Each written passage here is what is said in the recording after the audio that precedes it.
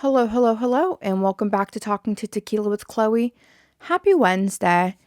And let me just start off straight away by saying I want to try a slightly different vibe today.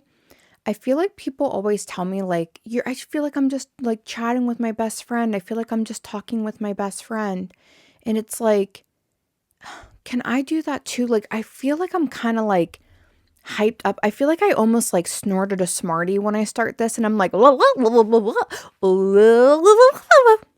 it's like, can I just talk with my girlfriends for an hour? Like, that's kind of the vibe I want to do.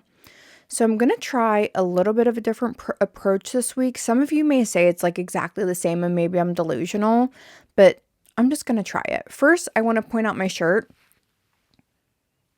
That is SZA and Kendrick, and that is in honor of the Super Bowl coming up, and that is in honor of the Grammys that just happened, which of course will be part of our stories. We're talking Grammys, we're talking supposedly my villain era, we're talking, Gretchen Rossi coming back to Real Housewives of Orange County, and of course we were talking a little bit more information that we have recently just got on the Met Gala 2025. Now, this is why I kind of want to talk in more of like a informal way, even though I've had a few people tell me that they like my podcast, even though it's about nothing. And I was like, oh my God. Okay. Is this about nothing? I guess. Like, is this the Seinfeld of podcasts? Like, the thing is I don't have a niche. Like, I don't want to talk. Okay, hold on. Let me not say like. Let me stop saying like. Hold on, let me hypnotize myself. Stop saying like. Okay, I'm not saying like anymore. If I say like, we'll just have to think of some way to punish me. Okay, let me know what the punishment shall be if I say like. Starting now. 3, 2, 1, starting now. What was I saying? Oh, now that's what happens when I get off on a tangent here. So I was saying, who knows? Let me know in the comments. God, I mean, I'm just going to be honest with you. I have started this podcast now 5 times. That's the first time I've ever started a podcast 5 times. I feel like my mind is like extremely flighty, and I almost just did say like and I stopped it. So if I only say L-I, that doesn't count. And so don't talk to me about that. Thank you so much. My mind has been extremely flighty. I'm having pings of anxiety. I think it's because I have spent the entire week fighting with people on TikTok. And that's just because I've decided I will no longer be under the guise of a kind, polite Democrat anymore. What I will be is a raging bitch if I want to be, because I'm just sick. And this is let me introduce you into this part of the podcast. This is my villain era. This is my origin story. This is what, quote, radicalized me. And people are saying that very kitschy on the internet, which I'm also like poking fun of it. They're like, what radicalized you? And they were like, not detaining our own citizens because their skin is brown. It's like they say the most what should be benign things, like what radicalized you? Not wanting our kids to be victims of gun violence. Like, oh shoot. Okay, I just said like, okay, here. I just hit my, wait. You know what? I was just going to say I shouldn't promote violence. That's another reason my mind is reeling. I feel deluded right now. Like me playfully slapping my own hand. I'm so paranoid right now. Like that. Okay, I can't promote violence. I just slapped my own hand playfully. Am I delusional? Like maybe I need to go touch grass. I'll do that straight away after this podcast, after editing for 3.5 hours, after filming 2 more TikToks, and after making my YouTube logo. I will go touch grass. I promise you. So apparently right now, I am in my villain era via the internet, and I have now adopted that. And when I say the internet, I really do mean like the few thousand people that watch my shit. Some people are saying it in a way that is hyping me up in a good way. Like, she's in her villain era, because I am just over this nice, kind, polite, socially, or no, not socially conscious. I want to be that. What's it called when you're like, politically correct, like very demure Democrat. I'm going to try to explain things to them in a way that maybe I'll break through their really, really, really delusionally racist minds. Now, does it sound like I'm going off on a tangent? I kind of am. If you don't know where I'm coming from, let me explain it to you. On TikTok, people over the last few weeks, when we've seen these extremely harsh executive orders come through, extremely harsh, tariffs, extremely harsh. We're going to build a camp, or we have a camp at Guantanamo Bay where we're going to shun the illegal immigrants. People have kindly and demurely tried to explain why this is so dangerous. The New York Times very thoughtfully has come out with videos, slipping into tyranny, the signs of tyranny, in being really thoughtful and thorough. And all I have learned in the last week and a half from doing that was the people that are fine with what's going on right now just do not care. You go, oh my gosh, well, this family was just ripped apart, and now there's a young child who might have their, birthright citizenship taken away. And this is like the response, well, shouldn't have been a Mexican mom. Shouldn't have had that goddamn Mexican mom. So you quickly realize, and we're going to take a brief break to get my dog. You quickly realize that, Tequila, do not breathe loudly. I have allowed you to come up for the podcast portion of my day. Do not make me regret this, and do not embarrass mommy. If you guys want to see my dog, go to YouTube. Now, what I have learned in the last week and a half is people simply do not care. They don't care about the cruelty. They don't care about the inhumanity. They don't care about the fear people have. My sister posted the other day, something about if I'm not able to get married in the future, like blah, blah, blah, because she is bisexual, lesbian.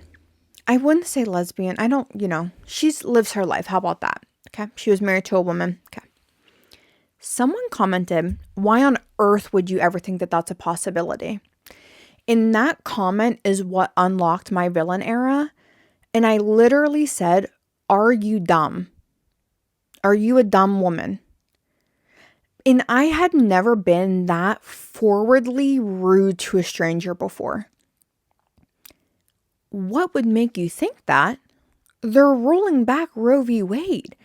They're having individual states decide what's going to happen to women's bodies. A physician in New York State is being indicted for providing an abortion for someone. Are you dumb? What do you mean? Well, gay marriage will be protected. Abortions were protected for the last 40 fucking years. What are we talking about here? Everything would never happen till it happens. And then they explain why, well, that was okay that happened. And that's what's pissing me off. So what I decided in the last week is I'm no longer going to be this really polite, thoughtful, explanatory woman.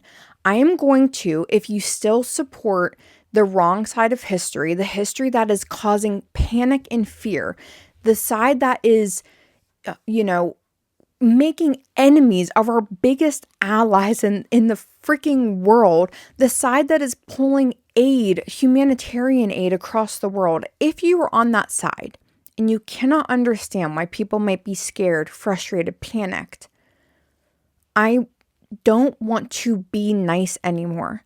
I want to call you an idiot. I want to ask if you're stupid.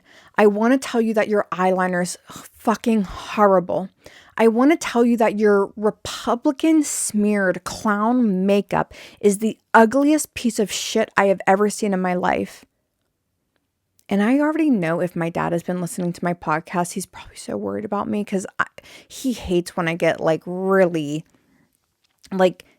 politically aggressive. But by the way, They are. Like, they are. And look how far it got them. We're one sneeze away from fascism.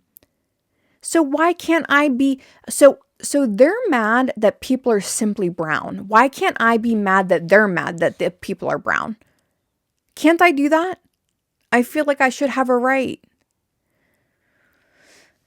So I've fully unlocked my villain era, and it has, I'm telling you, because I can, now don't get me wrong. Throughout my life, it is very easy for me to be a grade A bitch. I don't want to act like, oh, this is hard for me. I can be a grade A bitch. I mean, ask my old coworkers. They'll let you know. You know, if someone has done something like specifically at work that I find totally appalling or abysmal, like it is very easy for me to be, you know, harsh. But there's normally like this, like, baseline of a relationship or a way where, you know, maybe I lash out or they lash out, and then we kind of come back to a consensus or we revisit the topic. But I'm getting anxiety and agita right now because what I'm doing is using a different tactic to try to get through to these people, or maybe honestly just blowing off steam in the crosshairs of that, which again, I do not care. But it's to strangers that I will never have a resolution with. And it's like, I feel like I'm picking a fight with a group of people that I will never win. I will never win this fight. They will never understand why why people are scared, or why this is cruel, or why trans people are, whose passports identify them as non-binary, or why they have such anxiety in their chest right now. You know, a group of people is being, well, several groups of people, but I'm going to take the trans community right now in particular. They are being pinpointed and they are being targeted as essentially non-human. You do not exist anymore. That would give you anxiety, right? Not only that, now there's another layer where your travel documents don't work. So we're in America where we're leading with hate, where we're leading with fear, where we're leading with panic, where we're showing signs of fascism, we're showing signs of dictatorship. And now, if you aren't already stressed enough financially, mentally, emotionally, we're going to scare the shit out of you because your travel documents don't even work anymore. So if you leave the country, you may not ever be able to come back in. People are already contemplating fleeing because they're so scared of things like, quote, indictments of a New York state doctor who offered an abortion. Now she needs to feel like for the rest of her life, or in at least until this all resolves, you'll be arrested, you'll be ripped out of your home, you'll be thrown in jail, you'll be charged with murder. So it's not unreasonable for trans people to then think, are they going to soon say, not only do we not exist, but we're also breaking the law now? Am I in jeopardy of being arrested, persecuted, etc., etc.? Should I flee the country? I can't afford to flee the country. Or am I overreacting? And we'll never be legally targeted for this. But am I willing to take that gamble? There's 1,000 things going through people's minds right now that all have to do with simply existing, right? Immigration, simply existing, wanting better. Trans people, simply existing. Everything that is being targeted right now is extremely benign, simple existence instead of things that actually could give people peace of mind. You don't want to put any effort into increasing our school security, into decreasing the, and that's the funny thing about all this is I too, with being vocal how I am right now, am borderline scared. Am I on some, list? Are they are they tracking people that are being politically vocal? And you might think that that's paranoid, but I don't think that that's unreasonable to think about, especially if you watch the New York Times video on tyranny. And so you just start to feel like you need to speak out because what's happening is so abhorrent. I have a friend who gets Social Security because of an extremely, extremely difficult and trying circumstance that they're in. And now I have to wake up every day and wonder if Elon Musk is taking away Social Security for people. And by the way, I'm not even the one who gets it. It's a friend of mine who gets it. So imagine how she feels that the richest man in the world decided that he's going to, quote, fix the country's finances. And he'll decide if she should get her Social Security or not. That, by the way, she's worked her entire life until her illness made that a little bit difficult for her. So now some fuckface who does a Roman salute, who probably jerks off to freaking Cheeto dust, is going to decide whether or not she's going to get her Social Security. Of course, I've continued to lose my train of thought. So if there's things that I've left off on, there's no one here to remind me. So just bear with me. But I also want to lean into my, quote, villain era because, a lot of people have said, thanks. You have vocalized my fears. And me personally, I have felt a sense of comfort online as well. Because in my mind, I go, am I the only one thinking this? Am I the only one feeling this way? And then I see 10 videos validating my exact fears, my exact feelings. And then I go, okay, no, people are panicked right now. I am not this lone wolf, crazed woman whose mind has run away from her. There is a validity in what I am feeling right now. But nonetheless, it does give me anxiety to just go online to a group of people that I will never win the fight with and say, fuck you, and fuck you hard. And I'm not sorry, and I don't regret it. I don't care if it's childish anymore. I don't care if it's immature. I don't care if it's not taking the high road. I did that. I did that during the campaign. I did that when Kamala was running. I did that even after Trump got elected. And I thought, well, surely, the checks and balances in the Democratic Party and there will, they won't allow this overhaul in fascist type steamrolling. And now here we are, 2 freaking weeks into the inauguration. I haven't heard a peep from the Democratic Party, so fuck you too. I've heard it from a few ladies, and that's about it. And it's like, now I think I think a few days ago, a new DNC chair was just elected, I think, and it sounds like he might give a shit. But it's like, I'm only hearing it from AOC. I'm only hearing it, like, I just feel like we are totally floating in the wind. And that there is like a swift, harsh transition to a extremely non-welcoming group of people. And we're supposed to just sit by and be demure. And I'm not going to do that anymore. I'm not going to, of course, to be crystal clear, I'm not, doing anything physically. It's not like I'm,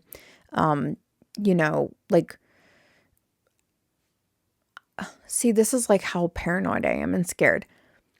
I am leading a legal, inappropriate, verbal revolution in, oh God, that made me sound like kind of like a extremely important person. I'm not. I'm being vocal within the bounds of legality. That's what I'm trying to say. It's not like I'm doing anything that, would get me in trouble. But I feel like I have a right to voice my concerns. So if you want to say I'm in my villain era, I'm in it, baby. And I kind of like when the people that support me are saying this. I like this side of you. Good. Thank you, because you're making me feel a little bit less stressed about it. But in general, when other people are calling me, I've been called a bully, I've been called a mean girl, I've been called not a girl's girl. And by the way, these are from the people that elected a rapist. So, because I've checked their pages and they are Trumpers. And so the girls that are saying that I'm a mean girl, grape wasn't a deal breaker for them. So I really don't take any validity in it at all or any weight. I do not care. But it does make me feel better when people who are on my side are like, yes, honey, queen, slay, villain, era. And I'm like, all right, thank you. Now, I didn't expect to get on a 20-minute tangent on that, but I did want to touch on my villain era. I did wear my SZA and Kendrick Lamar shirt today for that reason. Also because the Grammys, I don't know if I already said that. Like I said, I did restart this podcast 5 times because of my angina. So I might have already mentioned that in the beginning of this, but I do want to shout out, this is a small business owner. I'm going to have her linked in my YouTube, and I will also have her linked in my Instagram photo of the release of this week's podcast. So please check her out. I believe it's Marie's Teas, but of course, like I said, I will link that actually specifically because I want to get into the Super Bowl vibe, and I also want to get into my villain era vibe. No one is a better low-key petty villain than Kendrick Lamar, but he's not a villain. He's actually like a Robin Hood. He is the people's Robin Hood of releasing us from Drake's shit-ass fuck music. And I said what I said. That's right. I said what the fuck I said. Now let's get into our first story, which is the Grammys. And again, this is rolling into the villain era, and this is officially tequila time, where I talk tea about what's going on in the zeitgeist, whether or not it's political, pop culture, or just something I read in a magazine. Now, of course, am I ever reading magazines? No. I just was kind of, flailingly panicking, I really would like to, I'm just going to say this too. I would love to get a co-host. I really do love just talking to myself, but at the same time, I don't know what the hell I'm saying half the time. I lose my train of thought. I have no one to back and forth with, and then I just start saying stuff. There's been a few times that I have been recording my podcast where I just start saying stuff, like that I read a magazine. I haven't read a magazine. What am I talking about?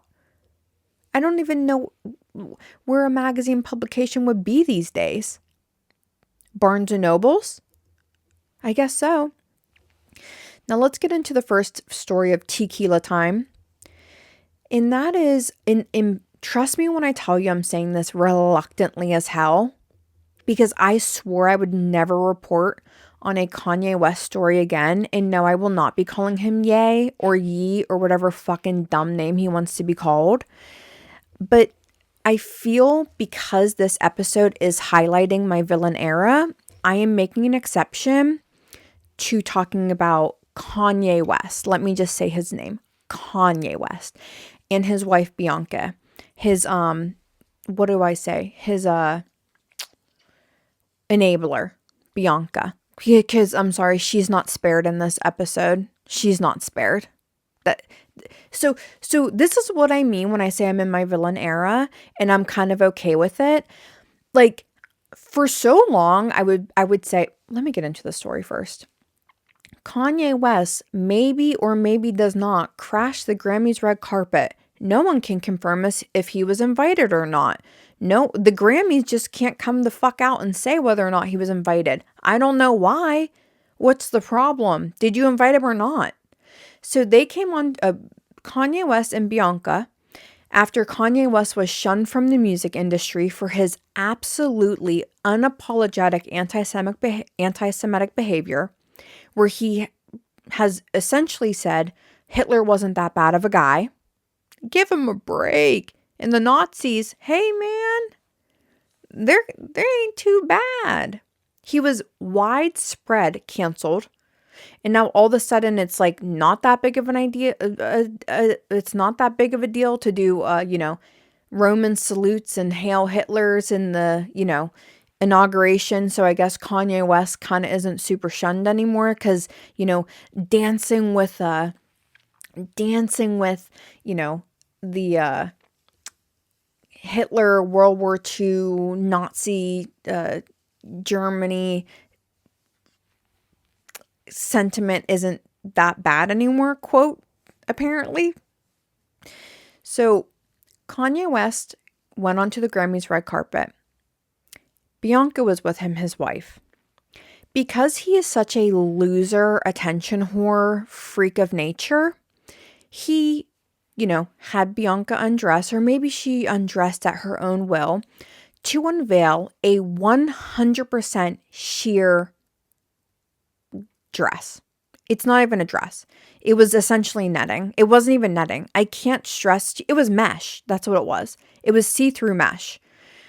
Fully nude in totality. Now, because he is such a loser attention whore, of course he would do this. He's bragging right now that his wife is the #1 Googled person on the planet. And I do not give not a singular flying fuck. They're Googling you because you're a joke. No one is laughing with you. They are all laughing at you. There are a few people who still rock with you. Those people are mentally ill. You are a hateful man who has spent his career bullying women or controlling women. You used to have good music. It is now dog shit. You play with and dabble with anti-Semitism. That's pathetic. You are the laughing joke of the music industry. And I say that with all the cruelty in the world. Now let me get to his wife, Bianca. Because for a long time, I would say, well, let's say maybe she's being forced to do it. Maybe she has low self-esteem. Maybe she has Stockholm syndrome and she's in love with her captor. And on my car ride today, I had a long car ride. I was really mulling that over in my mind. And I want to make a distinction right now because there is a difference between women who, there are a lot of women in fucked up situations who are not strong enough to leave, who don't have the financial means to leave, who really have been mentally torn down, who really have been physically torn down, who really have emotionally been torn down. I do not believe, and I do not know Bianca at all. I do not know her situation at all. I am saying this 100% with only assumption in my mind. And I still don't care. I'm still saying it. I do not believe that that is the case with Bianca.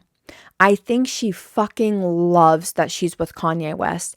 I saw them at a Grammy after party sucking on each other's tongues, dancing, wrapping her arms around him. I do not think that she is one of these women who can't figure out an escape plan and doesn't know what to do. I think she fucking loves that she's with Kanye West. She worked for him in some capacity or for Yeezy in some way before they ever became a couple. She knows exactly who the fuck he is. I think she doesn't care that he has anti-Semitic sentiments. I don't think she cares that he is a bully. I don't think she cares that he is cruel and harsh. I don't think she, here's an example. Before the Grammys this weekend, he unfollowed everyone on his Instagram but Taylor Swift. That is an intimidation bullying tactic. He doesn't care that for years and years and years, he has been an absolute, ominous figure in Taylor Swift's life. He loves coming out in 2025 and unfollowing everyone on his Instagram except Taylor. He loves to continue to terrorize people. He's going after Don Lemon right now. He is a cruel, nasty man. And Bianca loves it and she loves him and she loves going onto the red carpet. And this is all allegedly, in my opinion, and having a sheer dress on and being Googled. I do not think that it helps anyone anymore to not call out these women who enable horrible fucking behavior. The same with RFK's wife. Fuck her too. And I know you go, where the hell did that just come from? This has been rolling through my mind all week. All week it's been rolling through my mind. Like, how do these women continue to co-sign and stand with their husbands? Like, who is RFK's wife? What the hell's her name? She was on she was on some famous TV show. Let me look it up right now because I want to say her name.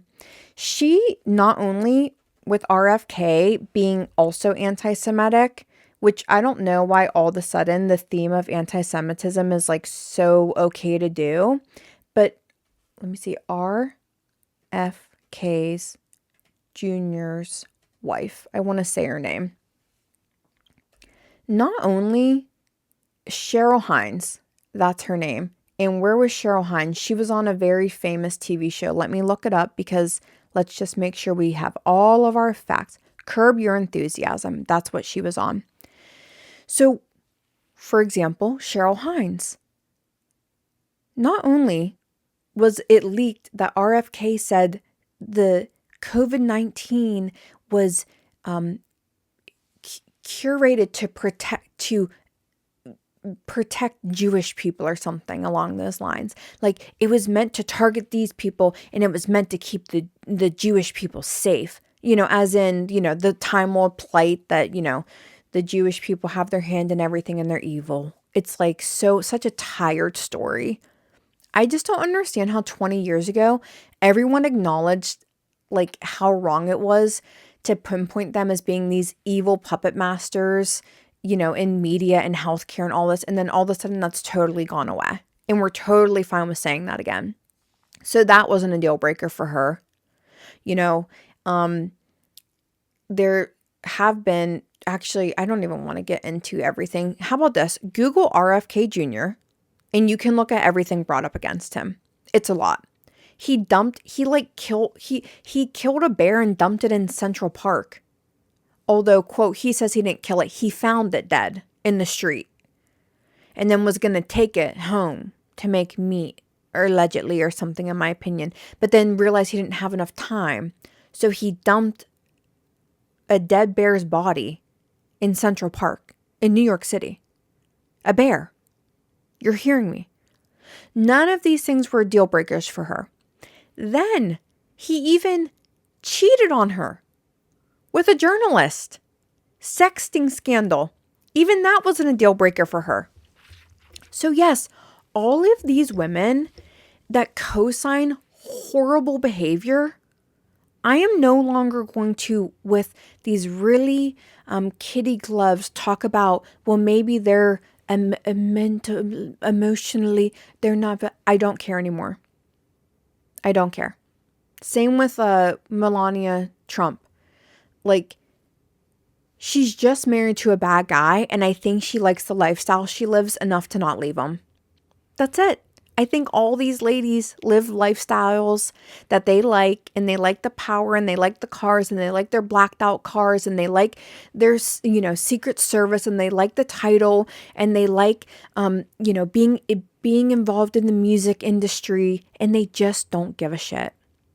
So what are my thoughts on Bianca wearing a sheer dress to the Grammys? I think she's a fucking loser. That's what I think. And I think Kanye West is a loser. That's what I think. Now let's get on to the next Grammy story. Let's actually talk about great Grammy news. Beyonce and Kendrick Lamar freaking crushed the Grammys. Oh my God. They freaking swept. First of all, Beyonce won Album of the Year, which she has not won in literally the longest, like she's never won it actually. So not only did Beyonce win Album of the Year for Cowboy Carter, Kendrick Lamar won what? Best Rap Performance, Best Music Video, Record of the Year, Song of the Year. He freaking crushed so hard. And one thing I know, even though Drake acts like he does not care, I know he cares deeply. And let me tell you something. His entire peer, like, music industry was singing Kendrick Lamar's song when Kendrick Lamar was winning. Do you know how embarrassing that is? That is a song that is literally calling him a minor. How embarrassing is that? That would be like if my entire work team was like, we should give Chloe an award for being mentally unstable. And then I would have to come into work every day potentially and like work with them. I think that was a bad analogy, but you know what? I don't care. I'm doing the best I can this week. And please just don't, what I need right now is support. And what I'm going to do for you if you need it is also support. But let me just, live my life. Now, another thing I want to bring up is, and I didn't realize this until someone else pointed it out to me. Did anyone notice what Kendrick Lamar was wearing to the Grammys? Denim jacket, denim pants. Do you know what that's called? I'll give you a second. Okay, I'll tell you. It is called a Canadian tuxedo. Do we think Kendrick Lamar wore a Canadian tuxedo to the Grammys on purpose? Yes, I will answer that. And someone said, it might have not been intentional. Every single aspect of Not Like Us has been intentional. Every scene in his music video, every lyric in his song, every note that was chosen has been intentional. You think he started slipping at the Grammys? Be real. Next, the Super Bowl's coming up. I hope, I'm being really dead serious, I hope Drake has a good therapist. Because I know his ass is going through it right now. And let me tell you something. I don't feel bad for him. I don't feel bad for him, I'm just going to say it. So let me I want to say everything.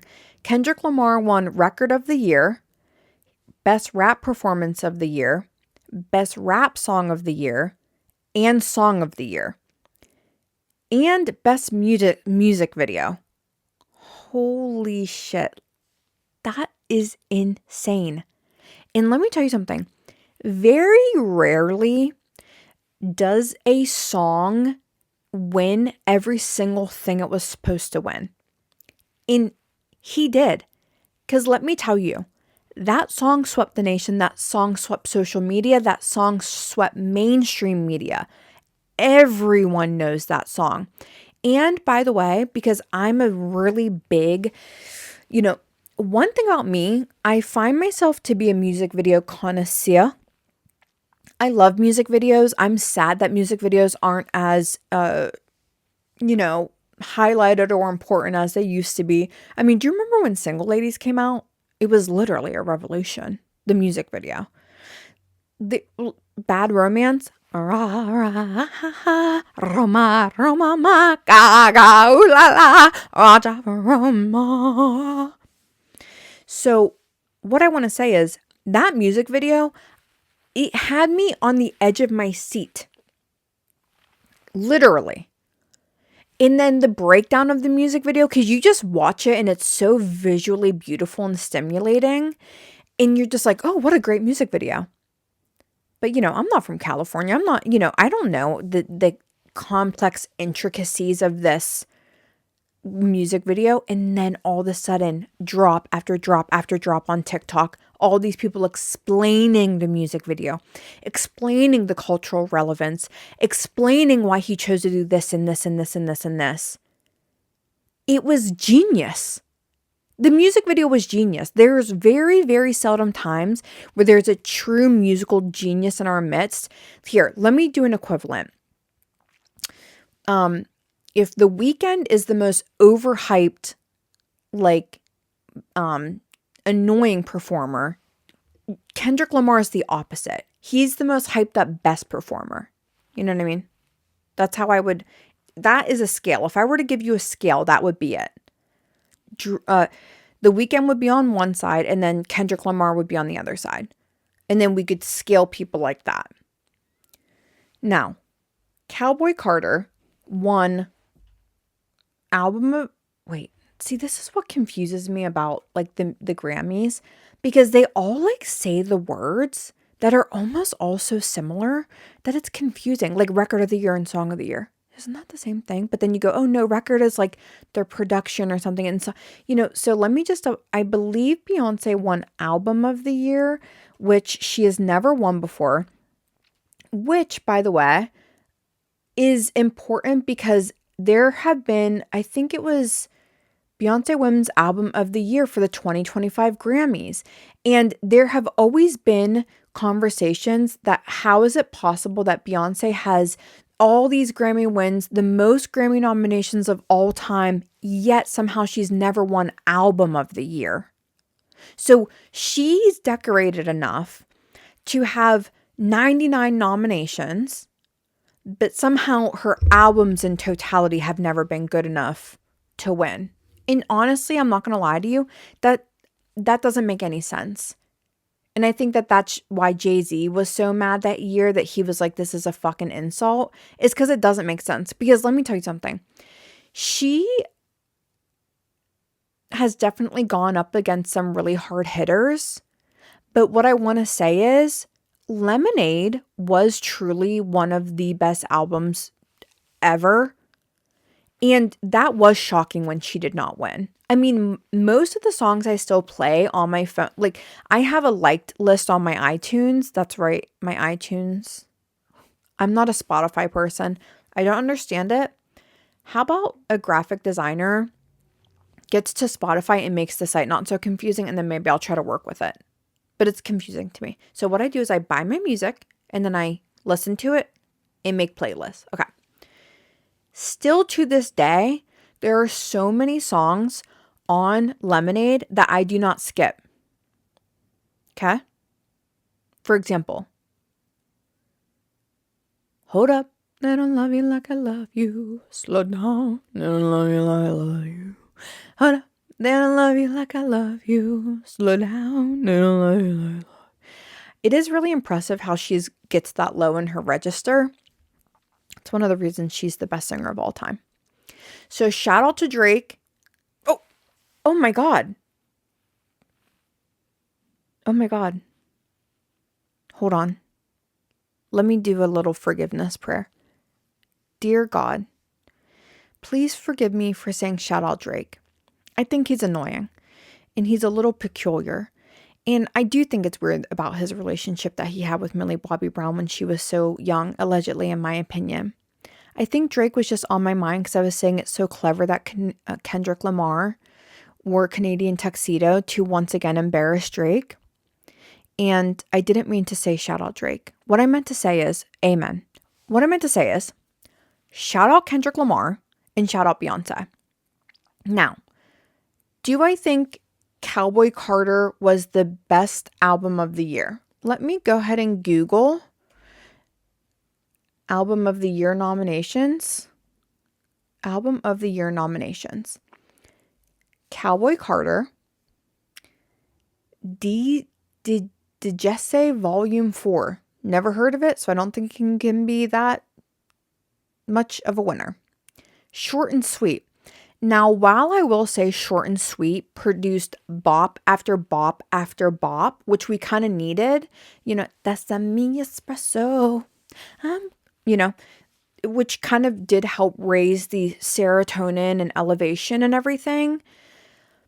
Do I think it was probably as musically genius as Cowboy Carter? No, it wasn't. I already know that.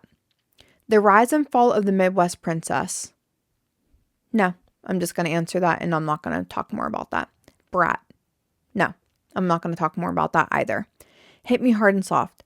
No, and I'm not going to talk more about that either. What I will talk about is, and by the way, I do really recognize I'm being like playfully shady right now, but like this really was a great year for music, and it was a great year for the pop princesses, and it was a really good year for pop music or female music in general. So while I'm being a little bit funny and silly, I actually do think it's crazy that so many excellent albums were all up against each other.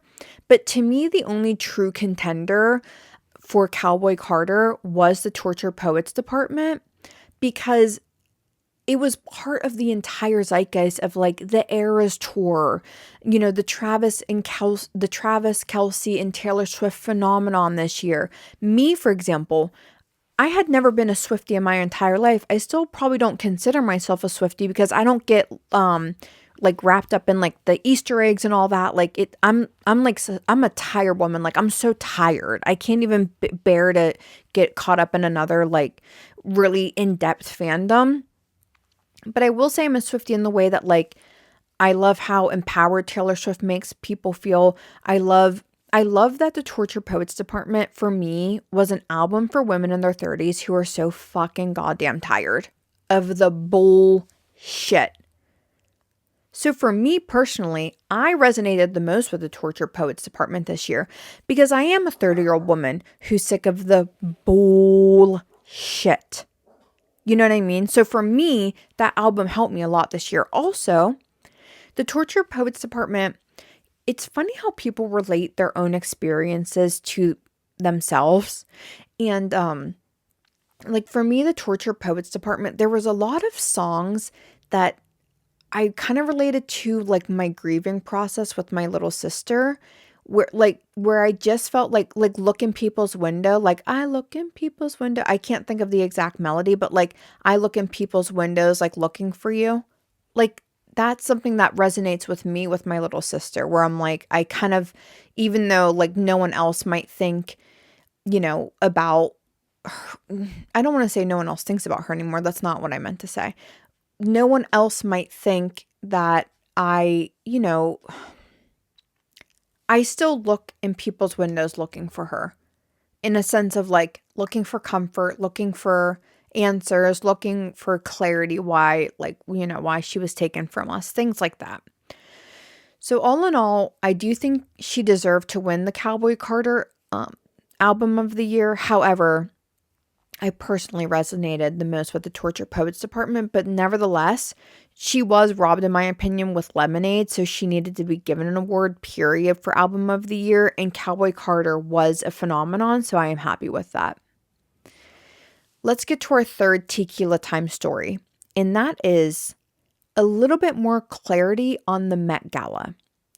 Now, every year, the Met Gala happens the first Monday in May, and it's a literal shit show. No one knows their hand from their ass. Half the people are dressed like they're going to, dinner at a nice restaurant downtown. Half the people are dressed in something that you couldn't even explain if you paid. And then there's a very few small group of people that kind of nail it.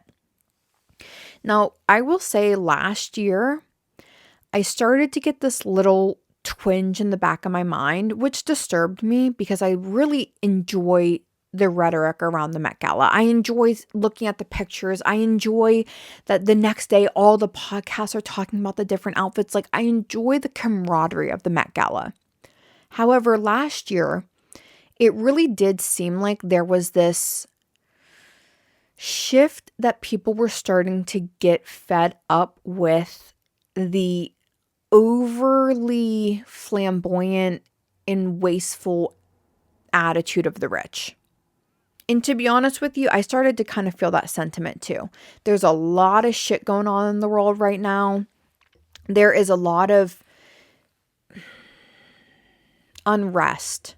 The Ukrainian war, Palestine, which there's still the genocide happening in Palestine, ethnic cleansing, it's like there's a lot of shit going on.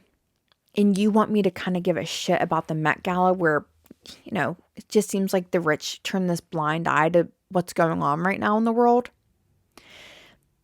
So I already was questioning how much I wanted to dive into the Met Gala this year. I'm kind of sick of the bullshit. I'm sick of these celebrities. Like I said this the other day, I really don't want to hear from these celebrities anymore being in unison with the people and trans people, we stand with you, and migrants, we stand with you. If you don't have a video on your Instagram, on your TikTok, on your whatever saying point blank, like these people are influential. They're influential. And they could say point blank, fuck what is going on right now in this world. Like, fuck you for doing this to these people. Fuck you for trying to scare the American people into submission. Like, fuck you. Like, they could say that, and they don't. And I don't know if it's because they don't want to lose half their fan base. I don't know if it's because, they're sponsored by this person or this person, and that person is friends with this person who's friends with, like, it's all so politically convoluted. So it bothers me that I need to go watch them, be flamboyant with their money and their time and their this and their this, while they also blow smoke up my ass that they're, stand with the people. But they say it in this like really vague way. Like, I stand with, or, it's a hard time right now. And I go, okay, why is it hard? Well, I'm not going to get into it, but it is hard. Oh, okay. And now I need to go, lose my cool, fucking flip out over the dress you wear at the Met Gala. It's like kind of sickening me right now. But then I remembered, because they dropped a little bit more clarity on the Met Gala theme this year, I remembered what this year's theme was. And it is Superfine Tailoring Black Style. And I'm going to read this verbatim because I do not want to fuck it up because I think it's important. So the Superfine Tailoring Black Style will explore the role of sartorial style in forming Black identities, focusing on the emergent significance and proliferation of the Black dandy. Now, I needed to know what sartorial style was, which is basically, I guess, just extremely tailored, like well-fit clothing. And then I also didn't know what Black dandy meant, so I also Googled that, which I will read to you. But this is composed of clothing, photographs, fine arts, historical context, and artifacts, and it's the first costume exhibit to focus on menswear since the Men in Skirts from 2003, and this was inspired by the book Slaves to Fashion, Black Dandyism, and the Styling of Black Dysphoric Identity. And that was written by Monica L. Miller in 2009, if you would like to look it up. I just want to make sure we give this theme its justice. Now, apparently, dandy was a term that originated in Europe to describe middle-class men who enjoyed socializing, fine dining, and arts in generally lavish lifestyles. In London, they were Victorian social butterflies who, in line with enjoying high society, also wore custom trousers, knee breeches, silk ties, overcoats, and top hats. Now, they get into more of the Black dandy explanation, and I think that is important. Apparently, dandyism broadened even more when Black servants and former slaves took on the style of dress as a form of rebuttal by assimilation, a tactic of the colonialism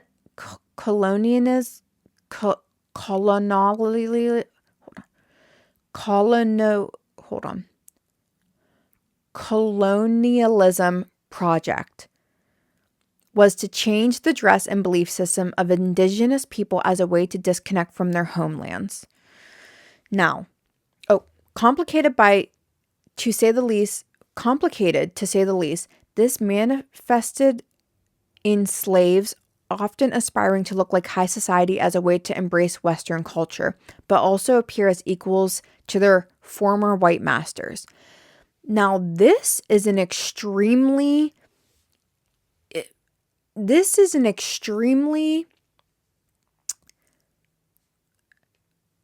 heavy, important, detailed and historically relevant Met Gala theme.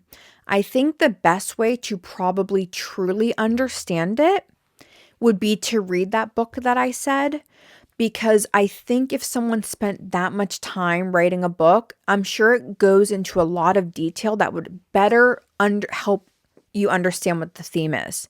And I decided I'm going to read that book, actually. I'm going to read the book, I decided, before the Met Gala. Now, the chairs of the Met Gala this year are all Black men: Coleman Domingo, Lewis Hamilton, A$AP Rocky, Pharrell Williams, and an honorary chair of LeBron James.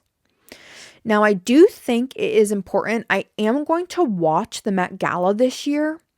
And the reason being is because I am so sickened by what's been going on in the world. The ultra rich, conforming to really horrific practices that are kind of popping back up in America.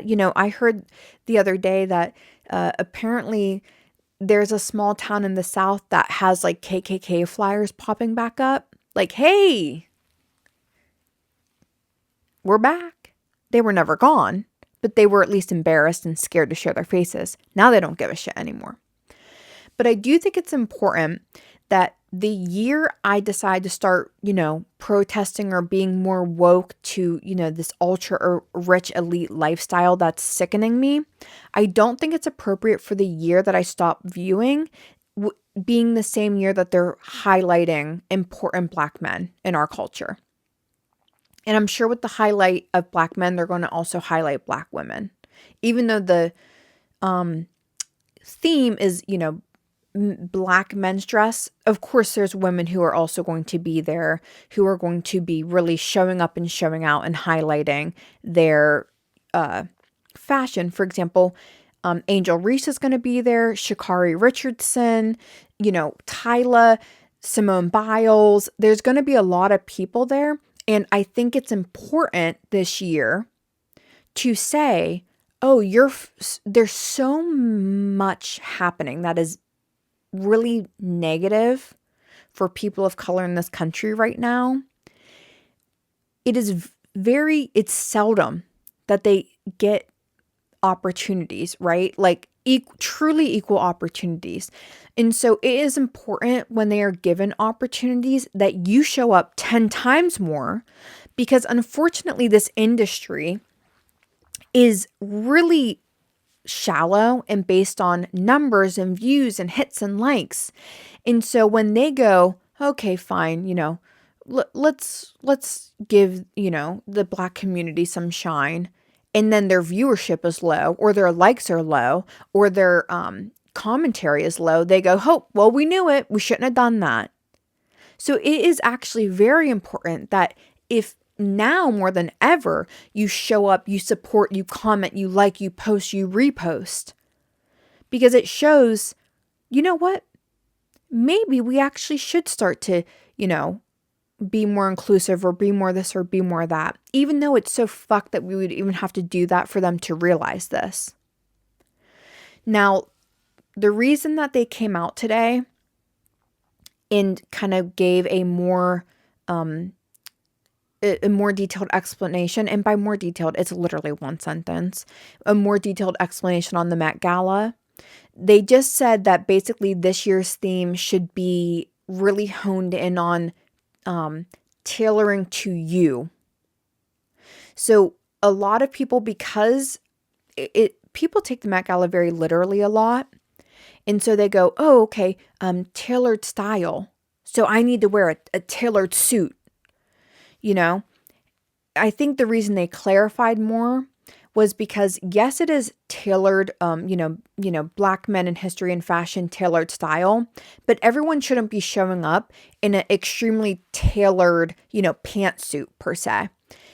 It is meant to say the style tailored to you. This is meant to be an extremely specific and personal theme with a huge emphasis on, Black creators and Black fashion.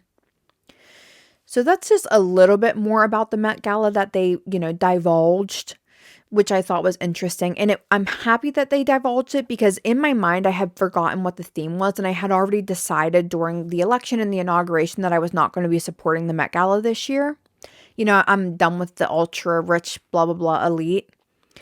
But then when they released today that more detailed explanation of what the theme is, and they shouted out some of the people that are going to be attending this year, Simone Biles, so on and so forth, I went, oh my God, no.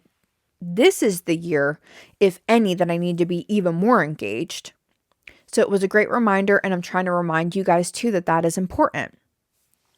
Now, the last thing I want to talk about with tequila time, it's brief. There's not too much I want to say about it other than Bravo is learning a very difficult lesson. And that is sometimes you don't can the people that are doing the job. Why do I say this? Well, it was just announced that Gretchen Rossi will be returning to Real Housewives of Orange County. And if you don't know, Gretchen Rossi was a ex-Bravo celebrity, an ex-Real Housewives of Orange County star. And the only thing I've been noticing these last few years is I don't know what happened to the network a few years ago, maybe a decade, maybe 6 to 10 years ago, where they thought for some reason they started canning and overhauling all these really heavy hitters on the Housewives. I don't know if it's because they thought, you need to constantly refresh and renew like Madonna, like a new decade, a new theme. But I think they're quickly learning because, ratings go down, viewership goes down. People get a loyalty to these women and then they just can them. And it's like, no, your highest viewership is, come on, Luna. Come on, Loonies. Come on. Come on. Come on.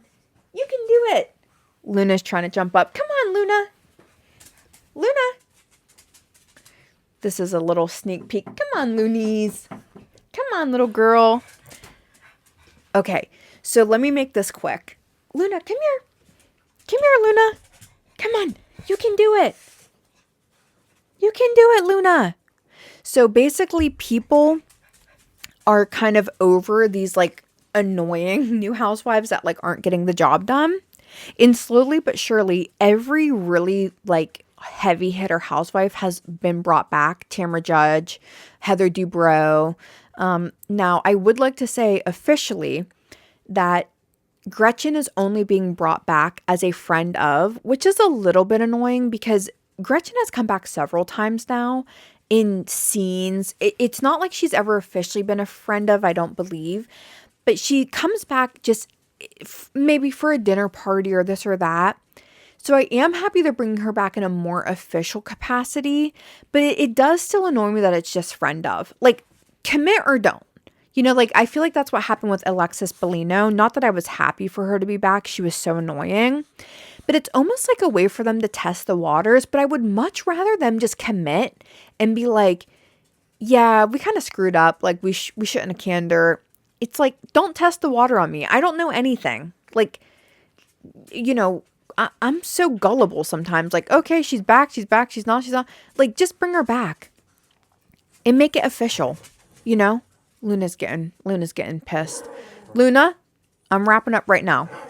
All right, I covered everything on my list. What I want to say is, apparently this is my villain era, Luna, and this is Luna's villain era. We're very moody, villainous women who, by the way, Luna, stop. I'm recording. This is why. Luna, this is why I normally keep the gate up. You're embarrassing me. You're embarrassing your mother. Do you want steak for dinner? Let me get this woman. I give her the world and she embarrasses me. Now, I do want to just say in parting, I think it's interesting that in 2025, being in your villain era means actually standing up for people's rights and making the right choice and decision. So it's a little bit funny to me that being a villain is actually probably just being like a normal person with normal values. God, let me rob this girl. But that's all I want to say. Thank you for joining me. Welcome to my villain era, which is totally benign and just sticking up and doing the right thing for people. And if you're new here, welcome. And my dogs normally stay